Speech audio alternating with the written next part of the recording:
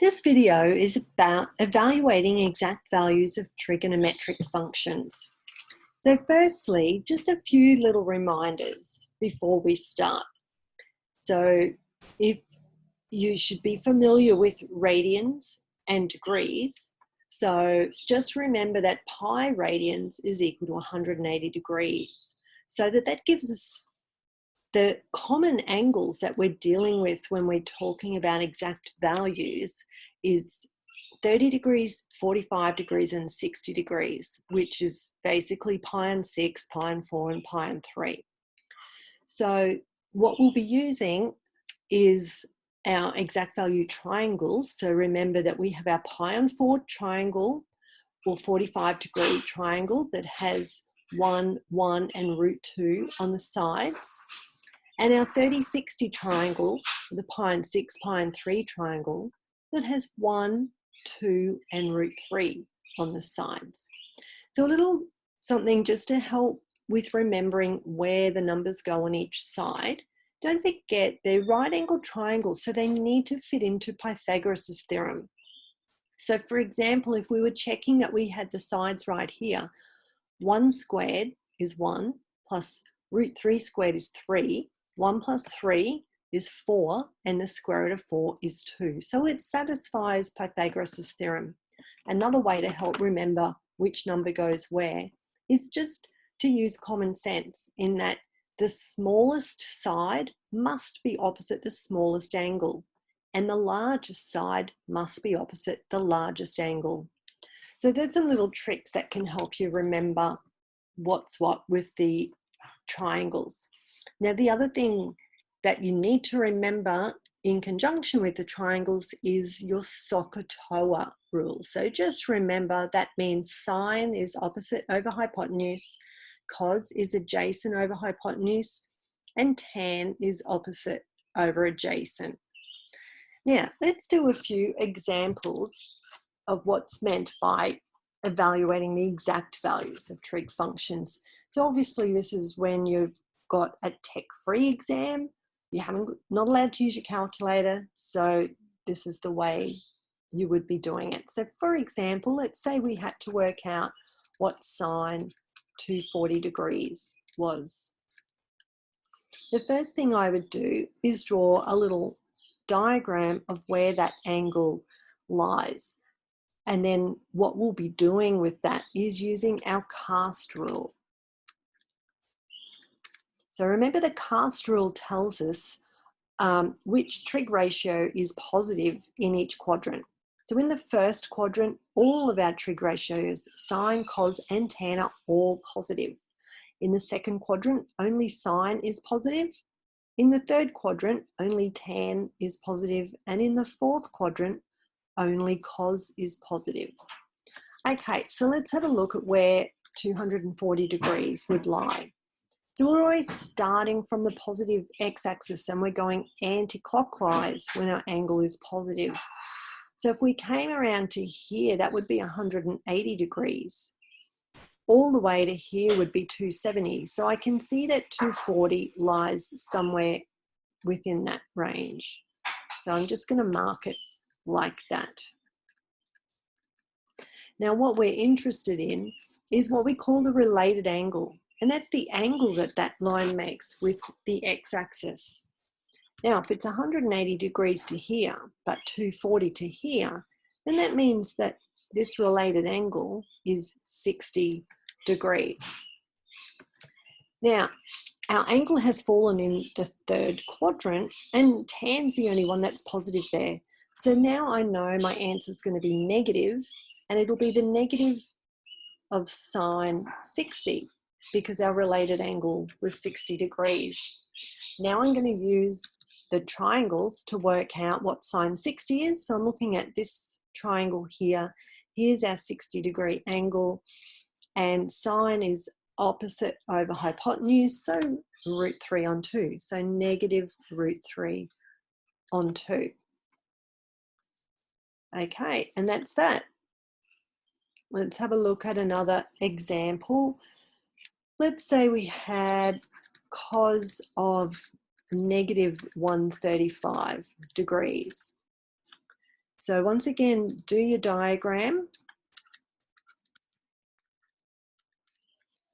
Now the negative is telling us that we're going backwards. We're still starting at the positive x-axis, but we're going backwards. So this would be 90 degrees to here and 180 all the way to there. So once again, we're in somewhere in here. So that angle there is 135 degrees. And what we want again is that acute angle with the x-axis. So if all of that's 180, 180 take away the 135 would leave us with 45 degrees here. So now I know that cos of negative 135 is related to cos 45, but because it's in this quadrant, only tan's positive, so cos is negative. So I know it's negative cos 45 degrees. And then now I'm recognizing 45 is coming from my triangles. So I would look at my triangle and work out cos adjacent over hypotenuse, 1 over root 2, so negative 1 on root 2. Okay, let's have a look at an example in radians now. Let's say I've got sine of 2 pi on 3. So once again, you're going to draw your diagram. It can be just a little harder, maybe, to think about where the angle is. But what you want to do is think about what's in the denominator. So we've got 2 pi on 3. So what that's saying is pi is being split into thirds. So remember that pi is the same as 180 degrees. So if I imagine that being split into thirds, there's 1, 2, 3 pi on 3. So here's 2 is just this one here. If we needed to go further around, we'd do more thirds and just keep counting around. Now, our related angle, we've just got 1/3 of pi left here, hey? So in other words, pi on 3. Pretty much always ends up just being the pi with the whatever was in your denominator in the first place. So now we know that sine 2 pi and 3 is related to sine of pi and 3. Now we've fallen into quadrant 2 where sine is positive. So in fact, we know that it's equal to sine pi on 3. Then we're recognizing that pi and 3 comes from our exact value triangle. So we come to the triangle, here's pi and 3, sine is opposite over hypotenuse. So root 3 on 2 is our answer. Okay, we'll look at another one. Let's say we had cos 5 pi on 4.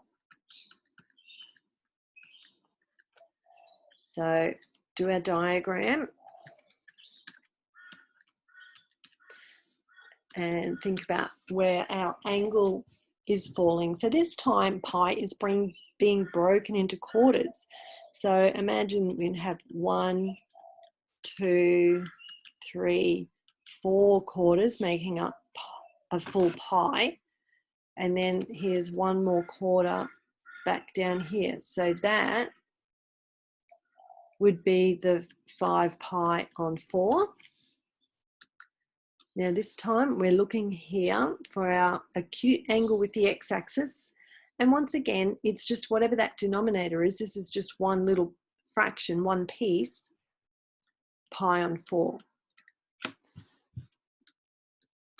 So we know cos of 5 pi on 4 is related to cos of pi on 4, but we're in this quadrant. Once again, only tan is positive, so cos will be negative. So it'll be negative cos of pi on 4. And then using our pi on 4 triangle, cos adjacent over hypotenuse is 1 on root 2. So our answer is negative 1 on root 2. Okay. I'm going to do one more example. We'll look at tan of 11 pi on 6. So we'll do the diagram.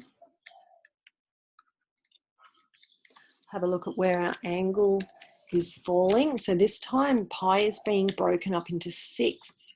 So here's 1, 2, 3, 4, 5, 6, 7, 8, 9, 10, 11 is all the way there. And notice if we went one more would be 12 pi on 6, which would be 2 pi.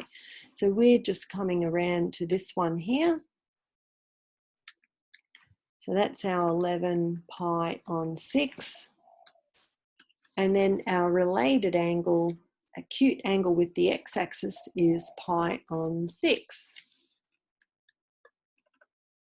So we know that tan is related, tan 11 pi on 6 is related to tan pi on 6, but we're looking at the quadrant to see if it's positive or negative. Only cos is positive in this quadrant, so tan will be negative. So our answer will be negative tan pi on 6. And then looking at our triangles, here's pi on 6. Tan is opposite over adjacent, so negative 1 on root 3.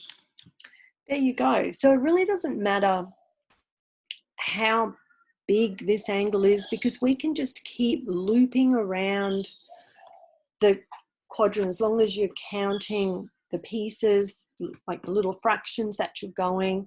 And remember, if you've got a negative angle, that just means you're going backwards. Yeah, so you should be able to evaluate any angle this way. And what you're looking out for, that clue that you're going to be using these exact value triangles, is multiples of like pi on 6, pi on 4, pi on 3. Or if you can see that there's a relationship with 30, 45, and 60 with that angle with the x-axis. So I hope that helps you with evaluating your exact values of trig functions.